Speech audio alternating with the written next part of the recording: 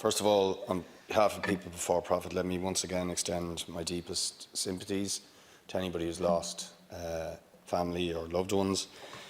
My support and best wishes to anybody who's received a positive diagnosis for COVID, and can I once again pay tribute to all those frontline health workers and essential workers who are protecting us all, and indeed pay tribute to the wider public who have unquestionably, through their sacrifice and hardship, have succeeded in flattening the curve and protecting our health services from being overrun.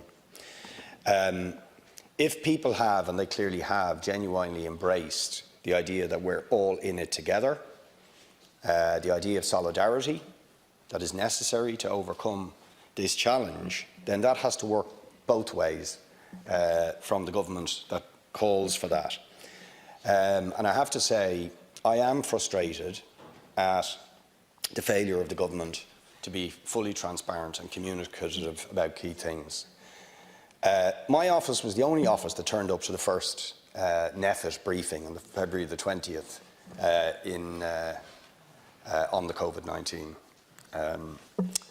pandemic. And at that meeting, my office representative asked for the modelling, the famous curve of capacity and likely infections. Never got it. Asked for it on multiple occasions, never got it. Directly following that meeting, we asked, and have asked on multiple occasions, for the advices that the expert advisory group gave to NEFIT on all of the key issues. Never got it. This underlines Alan Kelly's point earlier on. We've been asking that for 5 or 6 weeks now. Can we see the advices from the experts to NEFIT? Never got it. Why? I don't understand, but it doesn't exactly engender confidence. Big questions around the deal with the private hospitals. We need transparency on that deal. It would be completely unacceptable if some of the richest people in this country were to benefit or profit from this public health emergency, and there are deep concerns and suspicions that that's what's happening. But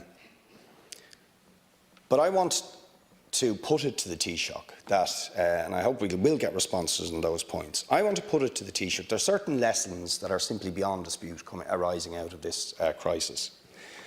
First of all, there can be absolutely no question of any return to a semi-privatised, two-tier, fragmented, under-resourced health service. That can never happen. Never happen again. We've seen the cost with the nursing homes. I met a GP who I know I play football with the other day, he told me his nursing home is overrun with COVID. Most of the staff have it. Many of the patients have it. They've been trying to contact the HSE for weeks. As he said, the ball was just dropped. We were not on their radar. That's what you get if you have a fragmented health system, with different parts under the control of different people with different motives. So we need a properly resourced, fully public national health system, and all healthcare capacities and services need to be brought in under such a national health system. And that has to happen immediately. That commitment must be given by the government immediately. There can be no return to people living in overcrowded, homeless conditions or to the direct provision status quo. That simply cannot happen. It was immoral before this crisis hit. It is now completely incompatible with the protection of public health.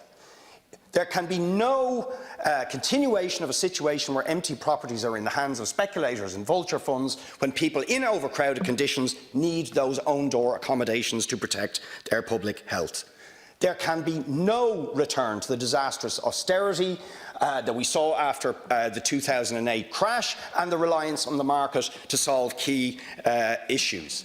That means we have to protect workers. And I cite the Debenhams, and I was specifically asked by the Debenham workers to raise it. Bank of Ireland is a shareholder in Debenhams. The government is a shareholder in Bank of Ireland. If we want to engender solidarity and we're all in it together, how can we let Debenhams, who continue to operate in the north of this island, in Britain, making profits, and which the government have a shareholding in, treat workers like that? There needs to be intervention, but there needs to be a guarantee that workers will not suffer loss of income and the workers will get decent pay and conditions and not pay the bill for the public health emergency we are now trying to fight.